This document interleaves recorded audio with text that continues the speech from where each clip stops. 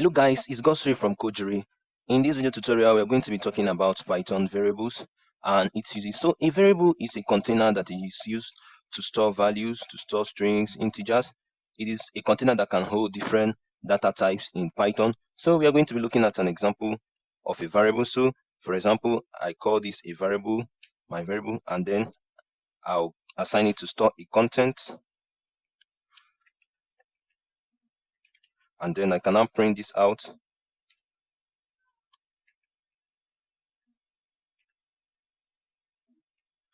And so when you run this code, you see that instead of it to print example, it will print var. And then we run this code, and you can see that example is printed out here. And this is how we define variables. Now, to define a variable in Python, we use the equal to sign, as in this case. We define a variable named var and assign equal to. And then the equal to sign is telling the Python console that what is here will be stored in var.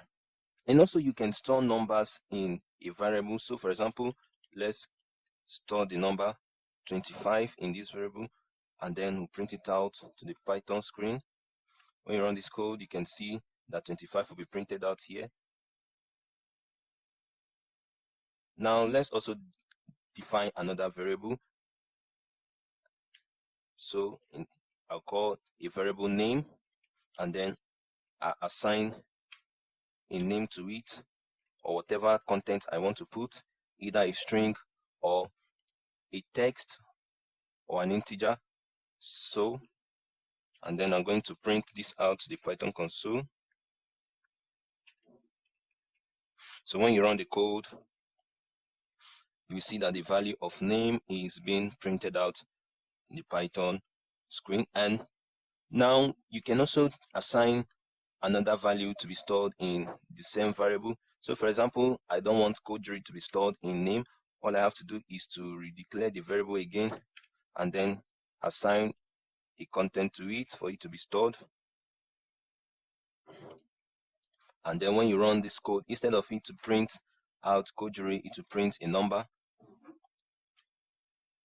And so you can see that number 1 is being printed out to the Python console.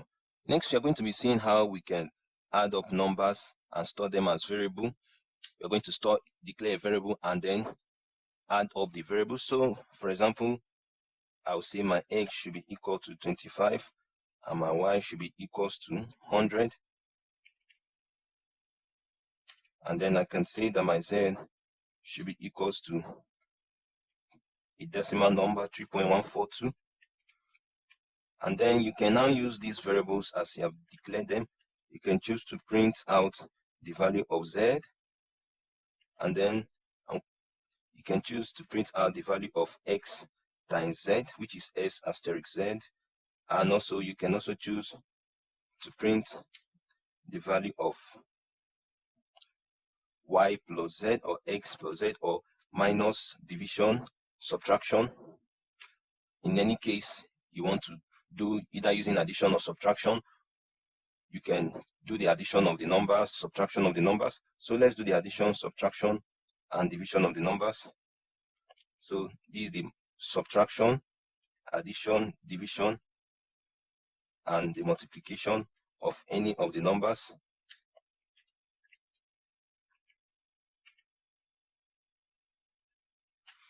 And so when you run this code, you're going to see how the result will be printed here. And when you click on the play, you can now see that it has printed out the value of z, which is 3.142.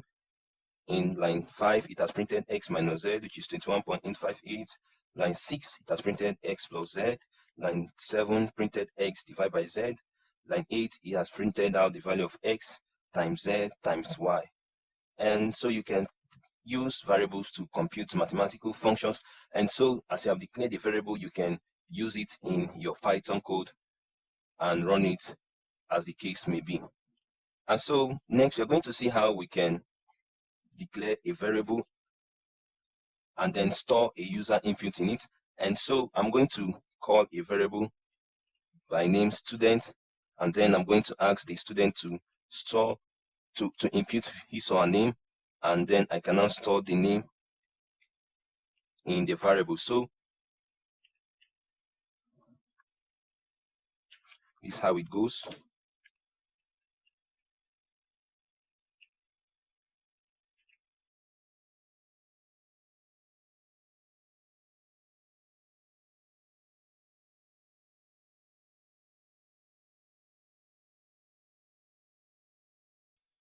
And so when you run this code, the code will ask for the user inputs, we ask for your name, and then it now prints out the name of the user.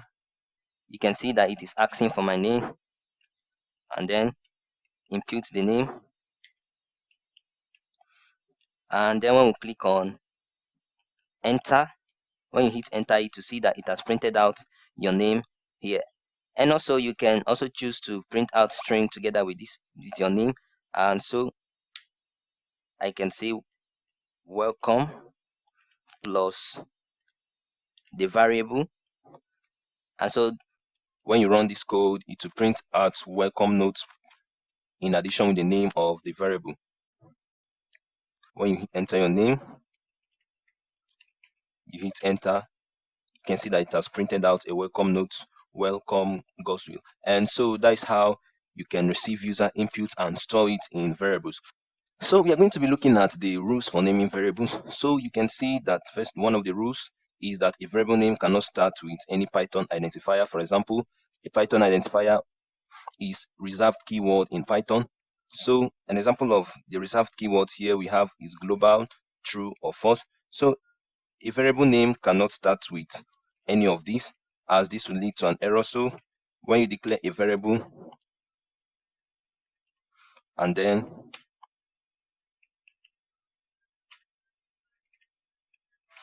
when you run the code, you can see that it is highlighting the identifier in orange color. So you can see that an error has been displayed here. So when you run the code, it will give you the errors, and you can see that it is showing an invalid syntax, which means that you cannot assign global, which is a reserved keyword, to store a variable. So a correct way of doing this is you can either join it with another text using an underscore,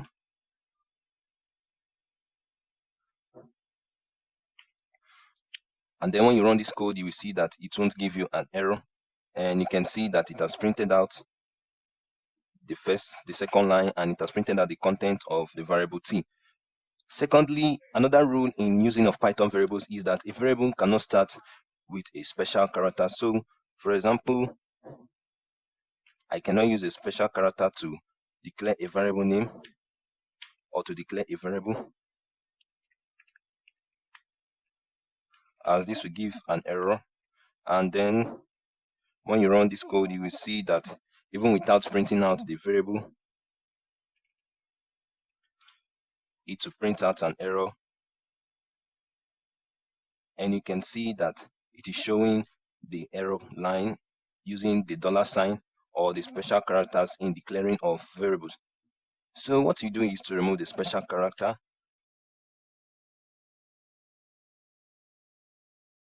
and when you hit the play button, you will see that the code is being printed here, as the case may be. So another rule in naming of Python variables is that a variable cannot start with a number. So for example, I say one variable should be equal to invalid, and you can see that it has already given us an error signifying that we cannot use it as a variable. And so when you run this code, you will see that it will give an error in the Python console. As you can see, the error is being pointed out here. So what we are going to do is to put the number after the variable, and you can see that when we run this code, there will be no errors, as this is a valid way of writing variables in Python. So finally, Python variables cannot contain spaces. So when you declare a variable, for example, I say my variable should be equal to a number, it will give an error as my variable is not the proper way of declaring a variable. So you can see that it is showing an invalid syntax. So what you're going to do, instead of using a blank space, we use an underscore in joining two variables. And so use an underscore, not a hyphen. When we print, we'll now print out this code of my variable.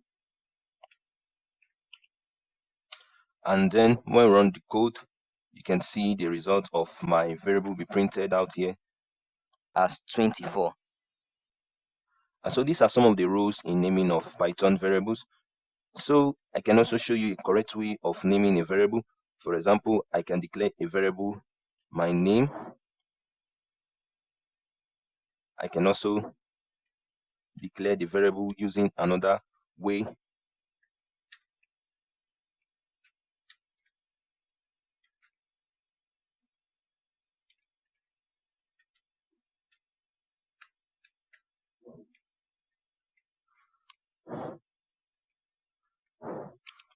And also I can declare a variable using a number at the end.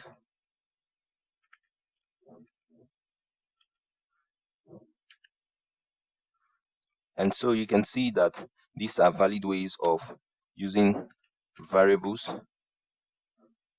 And you can print any of the following names variable you have defined.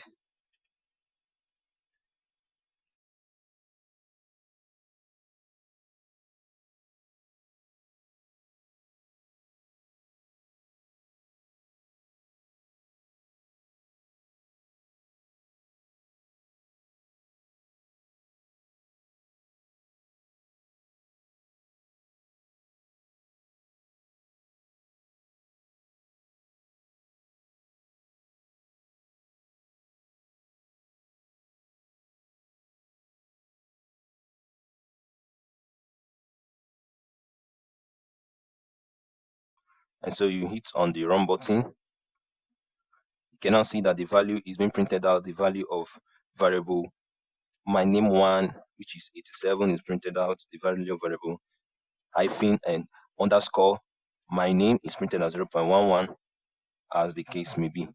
And so finally, we are going to be looking at an example of a long variable name. And so if you want to declare a variable using a long name, use an underscore.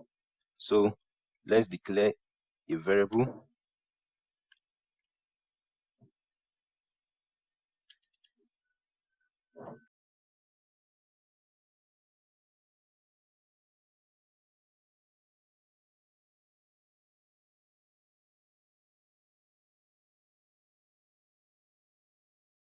And so you can see that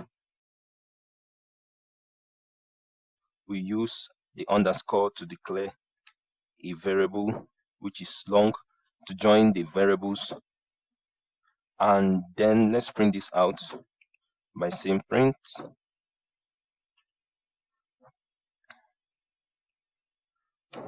And then when you hit the run button. And so guys, with that, I've come to the end of today's tutorial. And so in the next tutorial, I'm going to be talking about the global variables and how you can use them in Python. And so guys, thanks for watching. Please subscribe to my channel, turn on notifications, and I'll see you in my next video. Goodbye and have a wonderful day. Thank you.